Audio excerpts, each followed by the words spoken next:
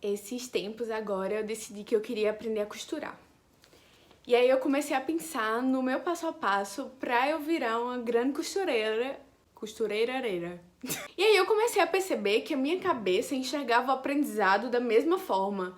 Tipo, eu quero aprender novas habilidades hoje em dia, da mesma forma como eu aprendi tudo que eu sei, sabe? Parece que eu tenho que fazer um curso, parece que eu tenho que ler a teoria, parece que só existe uma forma de aprender, sabe? E eu acho muito louco como a gente foi criando essa ideia da receita do aprendizado, sabe?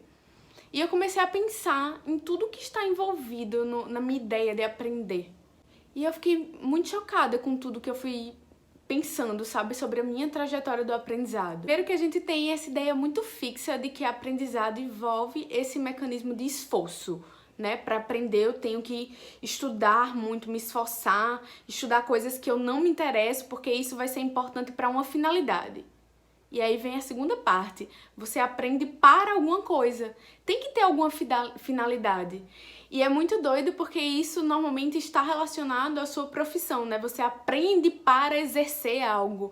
Parece que não existe aprendizado no nosso cotidiano, no nosso dia a dia. E tudo é aprendizado, mas é como se esse aprendizado ele fosse descartado. Porque o aprendizado real, aprender de verdade, é esse lugar aí que tem uma finalidade e que vem do esforço. E aí vem muito dessa questão da punição, né? Quando a gente não aprende, a gente é punido por não aprender o que a gente deveria aprender. E aí eu comecei a pensar que o aprendizado vem de fora. Porque se eu sou punida pelo que eu deveria aprender, mas eu não estou aprendendo porque eu não queria aprender, então alguém está decidindo o que é que eu tenho que aprender, porque não sou eu, né? Eu não estaria me punindo e estabelecendo metas que eu não quero cumprir se o aprendizado fosse de mim para mim, eu ditando o que eu quero aprender. E aí eu fiquei tipo, isso acontece desde sempre e talvez eu ainda esteja condicionada a isso, sabe? Eu comecei a pensar muito em quantas coisas da minha vida eu condiciono a esse processo, até as minhas questões comigo mesma, sabe? Quantas vezes dentro dos meus problemas eu esperei alguém de fora responder pra mim, porque parecia que esse aprendizado e essa decisão vinha de alguém mais sábio. No meu próprio processo de terapia, quando eu era mais nova, quantas terapeutas eu não consegui me sentir confortável por não ter um retorno, por eu não conseguir sozinha iniciar o meu processo de autoconhecimento, porque eu esperava que aquela pessoa me guiasse, porque é assim que a gente é condicionado, a achar que tem sempre alguém que sabe mais que a gente.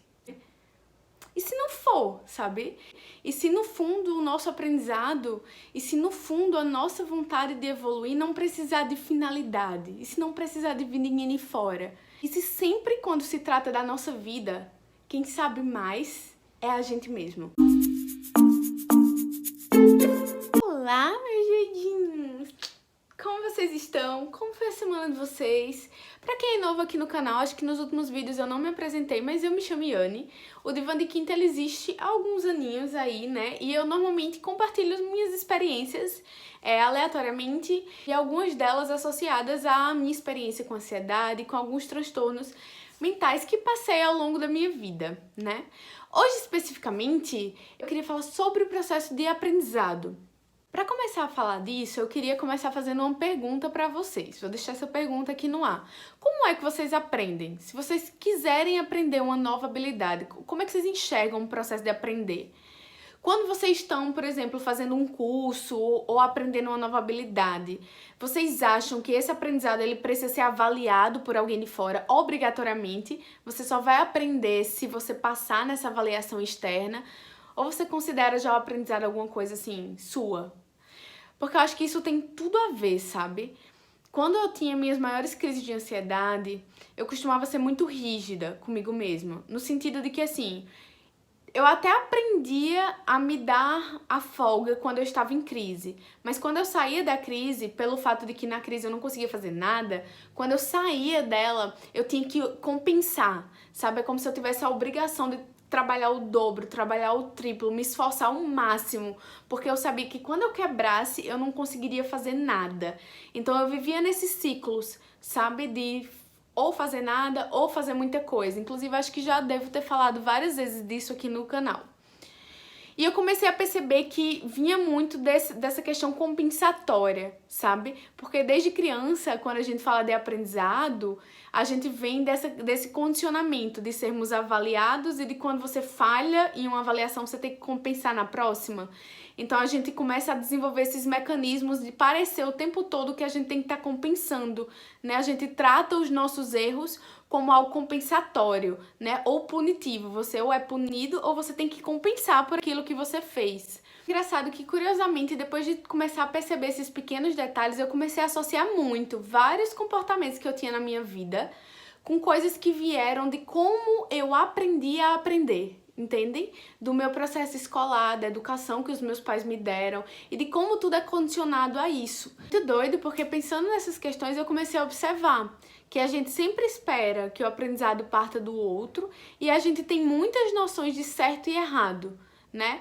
Eu não sei como é que foi pra vocês, mas eu tive várias experiências na faculdade, no colégio mesmo, em que você respondia uma coisa, às vezes, com uma palavra distinta do que o professor esperava ler, e isso já virava uma questão de intolerância. Você não poderia falar diferente, você tinha que falar exatamente o que o professor, por exemplo, queria ouvir.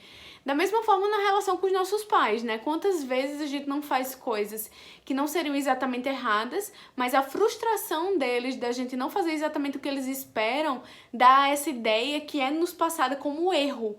E a gente vai absorvendo isso ao longo da vida, de erro e de acerto do externo, porque a gente aprende que aprender é isso, sabe? No colégio a gente aprende assim, na faculdade a gente reproduz assim.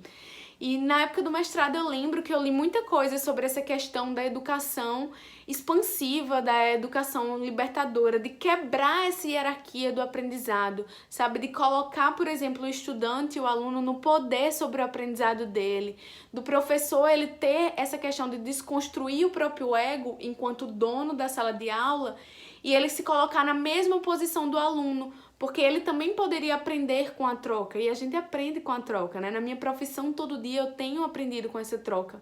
O contato com esses conceitos mudou minha vida, sabe? Mudou a maneira como eu enxergava o aprendizado e, portanto, eu me sinto uma profissional melhor, né, enquanto professora, mas também mudou a minha visão com o meu processo de terapia, porque aí quando eu entrei na terapia de novo, eu comecei a derrubar todas essas questões que eu vinha enraizando, sabe, na minha vida, de esperar a validação dos meus aprendizados, de esperar a validação das minhas decisões de fora, de alguém que soubesse mais que eu, de esperar que existisse alguém que soubesse mais que eu na minha própria vida, sabe?